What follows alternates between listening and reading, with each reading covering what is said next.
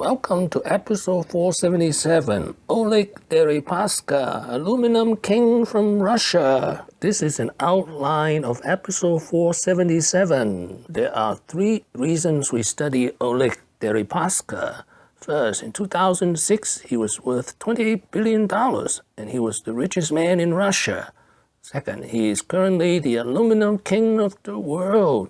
Third, he lost 85% of his fortune, but still managed to spend $1.4 billion to build Sochi Olympics. Let us meet Oleg Derispaka. No, it's around 25, 27. This is my calculation total. But maybe only 1/3.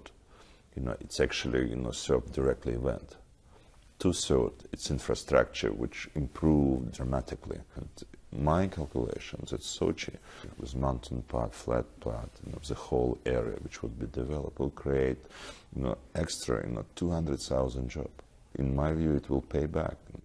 Oleg Derispaka was born in Sursinsk in 1968. He was the top of the top students. In 1993, he graduated with a degree in nuclear physics with honor from Moscow State University. He was 25. After graduation, he founded a metal trading company, VTK, and made his first fortune. How he made his second fortune in just 3 years. I notice it, and I think a lot of other people notice it too. Milking cows, you started out doing, you didn't come from a lot. And you went and you were going to become a nuclear physicist, and then you left school and you became a metals trader. And then all of a sudden, I don't know how, 26, 27 years old, you own 20% of an aluminum factory, and boom, you're the big aluminum guy.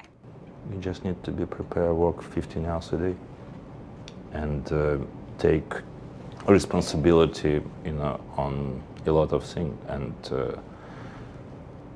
when privatization started, most of the resource company in Russia were almost bankrupt, and there was a reason, because after Soviet Union collapsed, so much material went to the market, and prices dropped down to historic low.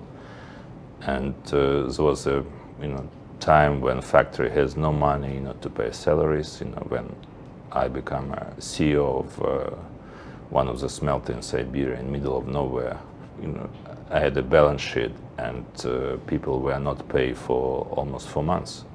There was no chance, to buy raw materials. There was no chance, to make a proper export arrangement, because there was a licensing. And I started, cleaning this, and it took me almost 3 years, before, I managed, to bring company to the position when it's become, solid business.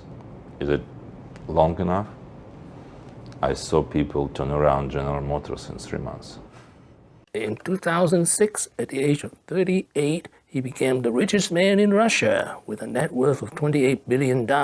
He wanted to buy General Motors. In 2007, the United Company now accounts for 16% of the world's aluminium production.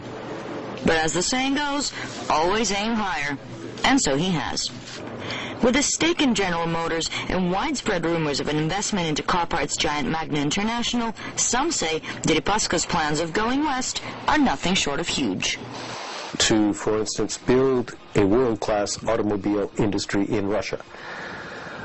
Someone told me this is a dream of his. And if so, he needs to get expertise in the West. If you're super rich, is to buy it. Dream he may, but with some reports saying he has recently been refused entry into the United States, the road to achievement may not be one smooth ride. Putin push Derispaka. Почему здесь-то забегали все как тараканы перед самым моим приездом? Своих амбиций, непрофессионализма, а может быть просто и тривиальной жадности. Тысячи людей. Единый комплекс все равно будет восстановлен. В том или в другом виде, то это будет сделано без вас. Derispaka signed the agreement. He did not look too happy. Then there was U.S. sanction on his company Russo, and also denied him visa to enter the United States. Derispaka found his way out. He floated his company in the London Stock Exchange in 2017. He also became a Cyprus citizen. In January 2019, the United States lifted sanctions on him. U.S. Treasury will lift sanctions on the core empire of Russian businessman Oleg Derispaka, including aluminum giant Rusal, a decision which waters down the toughest penalties imposed on Moscow since its annexation of Crimea in 2014. The Treasury reportedly said that Deripaska will remain under sanctions. However, the three Deripaska companies, Rusal, N+, and electricity from Eurosib-Energo, have agreed to restructure to reduce Deripaska's stakes.